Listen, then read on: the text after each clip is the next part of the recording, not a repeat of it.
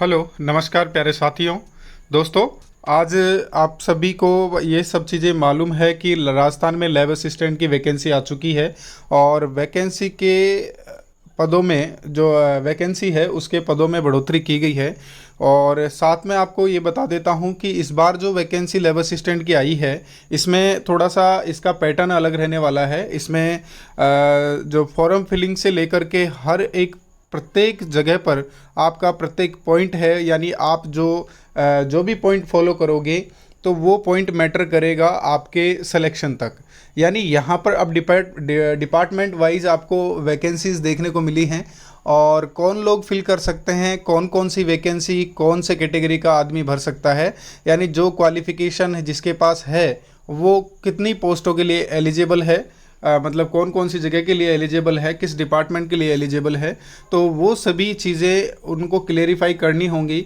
और इसके अलावा हमें फॉर्म भरते समय कुछ इन बातों का भी ध्यान रखना चाहिए कि पहले कौन सा फॉर्म किस डिपार्टमेंट को अपन प्रेफरेंस दें, बाद में किस डिपार्टमेंट को प्रेफरेंस दें। हालांकि आप सभी का अपना अपना मत हो सकता है, लेकिन एक आवश्यक रूप से एक विद्यार्थी का या फिर नॉर्मली तरीके से एक अच्छे अंक प्राप्त करने के लिए और ज़्यादा सुलभ या सस्ता जो आप लोगों के लिए रहेगा वो आफ्टर डिस्कशन हम आपको बताएंगे। वीडियो के माध्यम से मैं आपको ये बताने भी जा रहा हूँ।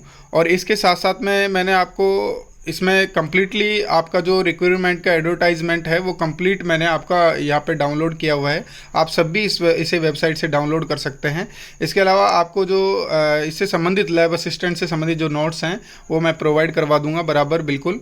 और इसमें हम सिर्फ और सिर्फ उन बातों पर फोकस करेंगे जो कि समझने लायक हैं, जो हमारे समझ में नहीं आए, या फिर ऐसा कई सिस्टम हो सकता है कि स्टूडेंट कन्फ्यूजन में हैं कि कौन से पद को पहले मैं प्रेफरेंस दूं और कहाँ से मैं फॉर्म लगाऊं, कैसे लगाऊं। तो ये सारी चीज़ें मैं क्लेरिफाई करूंगा। आप लोगों को थंबनेल में भी ये चीज़ें दिख गई होंगी। तो देखिए दोस्तों, यहाँ सबसे पहले आप लोगों को क्रम संख्या के अकॉर्डिंग यहाँ जो पद कोड संख्या है वो यहाँ दिखाई दे रही होगी। 1 2 3 4 5 6 7, इस तरह से 7 पद हैं।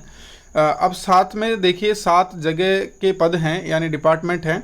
माध्यमिक शिक्षा विभाग में प्रयोगशाला सहायक विज्ञान वर्ग के लिए पदों का जो वर्गीकरण किया गया है वो गैर अनुसूचित क्षेत्र जो नॉन टीएसपी एरिया होता है उसमें 218 पद हैं।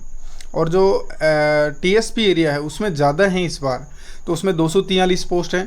तो टोटल 461 पोस्ट तो आपके माध्यमिक शिक्षा विभाग में पोस्टें रहने वाली हैं। प्रयोगशाला सहायक विज्ञान ये एग्रीकल्चर डिपार्टमेंट के अंदर हैं। तो एग्रीकल्चर डिपार्टमेंट में कृषि विभाग वाले भी जो जिनके पास कृषि सब्जेक्ट है, एग्रीकल्चर सब्जेक्ट है, वो लोग भी इसे फिल कर सकते हैं। इसमें 15 तो आपकी नॉन टीएसपी एंड टीएसपी में एक पोस्ट है, तो टोटल 16 पोस्ट है। मैं एक बार इनको आपको बता देता हूँ। प्रयोगशाला सहायक है जो कॉलेज शिक्षा आयुक्तालय में है, 282 हैं नॉन टीएसपी और 26 हैं टीएसपी, और 308 टोटल पोस्टें रहने वाली है। और प्रयोगशाला सहायक विज्ञान में राज्य विधि विज्ञान प्रयोगशाला में 14 पोस्टें हैं जो नॉन टीएसपी की हैं टोटल। और एक कनिष्ठ सहायक की हैं जो टोटल आपकी हैं 48 पोस्टें नॉन टीएसपी एरिया में हैं। और ये सारी पोस्टें जो नीचे दे रखी हैं ये आप सभी जानते हैं कि किस तरह की है। अभी मैटर ये है कि हमें ये जानना है कि कौन सा प्रेफरेंस हमारे लिए बेस्ट रहेगा, और कंपटीशन के लिहाज से भी और हमारी तैयारी के लिहाज से भी, और जो कट ऑफ के कट ऑफ जो डिपेंड करेगी तो उसके लिहाज से भी हमें ये चीज़ देखनी होगी। आप फॉर्म फिल करने से पहले एक बार ज़रूर इस वीडियो को देखिएगा कंप्लीट। बहुत सारी चीज़ें हैं जो हमें समझना ज़रूरी होती है। फॉर्म फिल करते समय हमें ध्यान नहीं रहता है और उसकी वजह से कई बार हम सिलेक्शन से दूर रह जाते हैं। ठीक है दोस्तों, तो आगे मैं बात करना चाहूँगा। यहाँ टोटल पोस्टों की बात करें तो टोटल पोस्ट है हमारे पास में 1012 पोस्ट हैं। और यहाँ पर जो नॉन टीएसपी की पोस्ट हैं वो 735 पोस्ट हैं, और अनुसूचित क्षेत्र वाली यानी टीएसपी की हैं 277।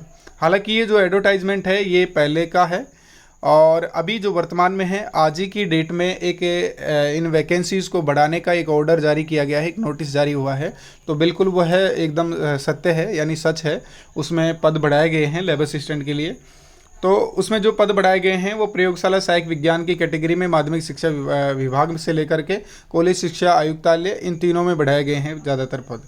ठीक है दोस्तों, आगे मैं आपको बता दूं कि यहाँ पर जो है वो चयन आपका सिर्फ और सिर्फ किसके आधार पे होगा, आपका जो कैटेगरी के अकॉर्डिंग जो मेरिट जाएगी उसके आधार पर आपका क्या है रिजल्ट यहाँ पर बनेगा। यहाँ देखिए श्रेणीवार मेरिट के आधार पर आपका रिजल्ट बनेगा। और इसके अलावा अगर आपको जो फाइनल सिलेक्शन मिलेगा, जो मेरिट बनेगी, जो प्रायोरिटी के अकॉर्डिंग मेरिट बनेगी प्राथमिकता के तौर पर, तो उसमें डिपार्टमेंट के आधार पर जो विभागीय प्राथमिकता आपने भरी है उसके आधार पर पहले आओ पहले पाओ के अकॉर्डिंग, यानी जैसे कि जो जिनके नंबर अच्छे रहेंगे तो विभागीय सीक्वेंस में जिन्होंने फर्स्ट प्रेफरेंस जिस विभाग को दिया है पहले उन्हीं लोगों को लिया जाएगा। अब बाद में अगर मान लो वो लोग रह जाते हैं तो भी रह सकते हैं, यानी इसमें इस तरह का भी सिस्टम हो सकता है। तो आप लोगों को इसलिए पहले ही आवेदन को पूर्ण अच्छी तरीके से पूरी सूचना जानने के बाद में ही भरना है, क्योंकि इसमें स्पष्ट कहा गया है कि आवेदक की ही जिम्मेदारी सारी कंप्लीट रहेगी। ठीक है, तो आप सभी को पहले ही इसमें सचेत किया गया है, ध्यान रख के फॉर्म फिल करना है। अब मैं आपको बता देता हूं कि परीक्षा शुल्क वगैरह का क्या मामला है। देखिए यहाँ पर जो जनरल कैटेगरी या फिर जो अन्य पिछड़ा वर्ग या अति पिछड़ा वर्ग के आवेदक हैं उनको 450 रुपये फ़ीस है, और नॉन क्रीमिलेयर के जो हैं वो 350 है, और SC/ST के 250 रुपये फ़ीस रखी गई है विशेष योग्य जन सभी के लिए। ठीक है, इसके अलावा और कोई चीज़ें जानने लायक है नहीं। प्रवेश पत्र वगैरह आपको मिल जाएंगे, प्रवेश पत्र हैं वेबसाइट पर।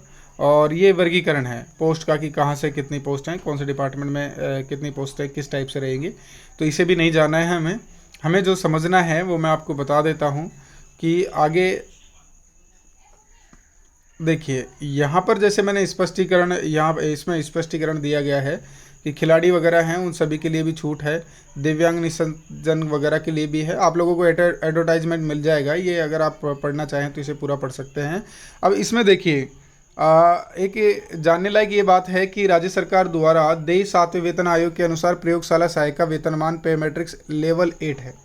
यानी प्रयोगशाला सहायक वाली जो भर्ती रहने वाली है, प्रयोगशाला सहायक से संबंधित जितनी भी पोस्ट हैं, यानी ये वाली देखिए पहले पेज पे आते हैं हम, प्रयोगशाला सहायक वाली जो पोस्ट हैं ये चारों पांचों जो भी हैं ये सारी ही प्रयोगशाला सहायक की हैं। लेकिन जो ये स्पेशली ये वाली पोस्टें हैं ये सारी पोस्टें लेवल 8 की हैं। कौन से लेवल की हैं? लेवल 8 की, यानी सैलरी इनमें ठीक ज़्यादा रहेगी। लेकिन जो ये कनिष्ठ प्रयोगशाला सहायक है ये लेवल 5 की वैकेंसी रहने वाली है। ठीक है, बस इसमें ये समझने लायक बात है, इसका मतलब ये था। और आगे मैं आपको बता दूं जैसे कि वेतनमान आपको क्लियर हो चुका होगा। पात्रता की बात करें तो पात्रता जो कम से कम इन सारे सब्जेक्ट में से, जैसे सूक्ष्म जीव विज्ञान है, माइक्रोबायोलॉजी है, ठीक है, और जैव प्रौद्योगिकी की है, जैव रसायन विज्ञान है, केमिस्ट्री, फिजिक्स, केमिस्ट्री, बायोलॉजी, गणित, मैथमेटिक्स से अगर किसी ने PCM PCB से 12th पास की है, यानी सीनियर सेकेंडरी जिन्होंने किया है, और इनमें से किसी भी सब्जेक्ट को मिश्रित करते हुए ये जो सारे सब्जेक्ट दे रखे हैं इन सभी में से 3 सब्जेक्ट उसके पास में होने चाहिए।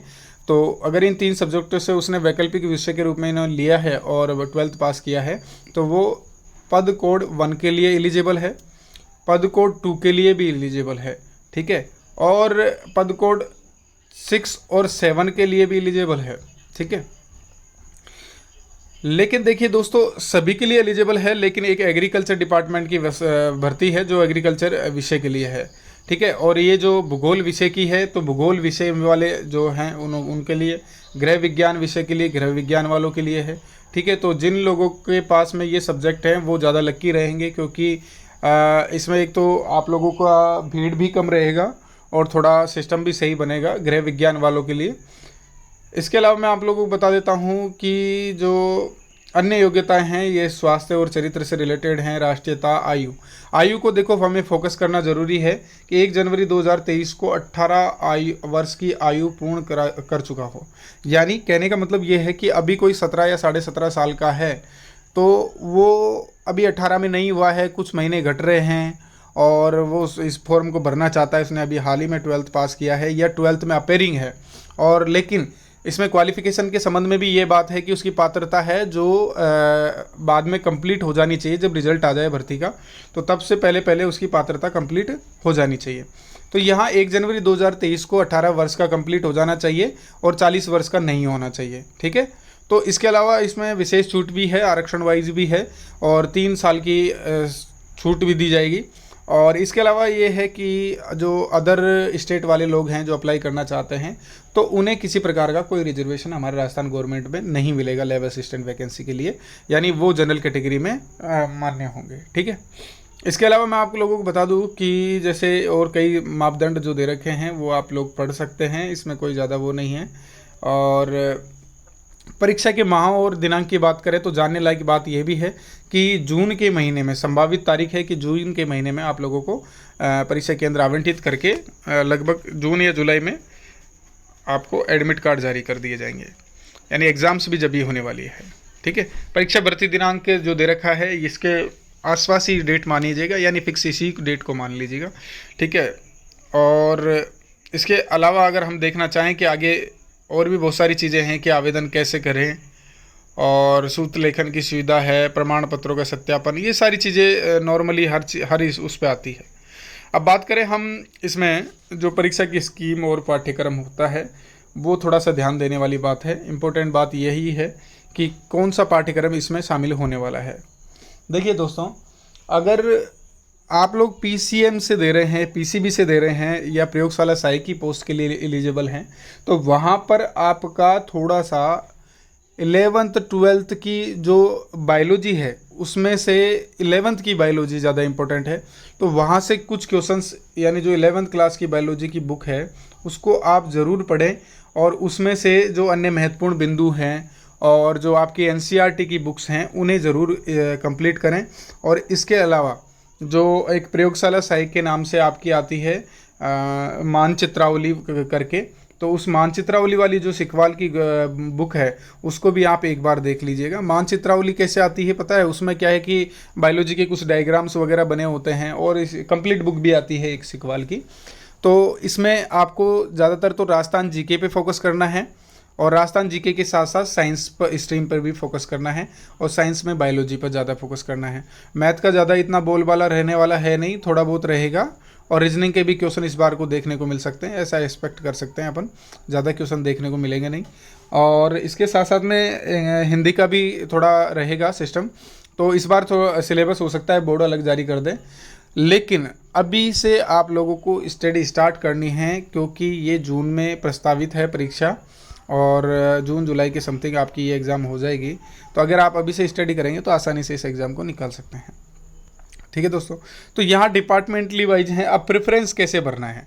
प्रेफरेंस भरने के लिए देखिए दोस्तों, अगर आप लोग माध्यमिक शिक्षा विभाग, या हालांकि हर स्टूडेंट का अलग अलग मत हो सकता है, लेकिन एक बेस्ट मत ये होगा मेरे हिसाब से कि अगर माध्यमिक शिक्षा विभाग में अगर आप फॉर्म फिल करते हैं, फर्स्ट प्रेफरेंस इसको देते हैं, तो इसमें क्या होगा कि आप अपने आसपास के एरिया में भी अपनी पोस्टिंग प्राप्त कर सकते हैं।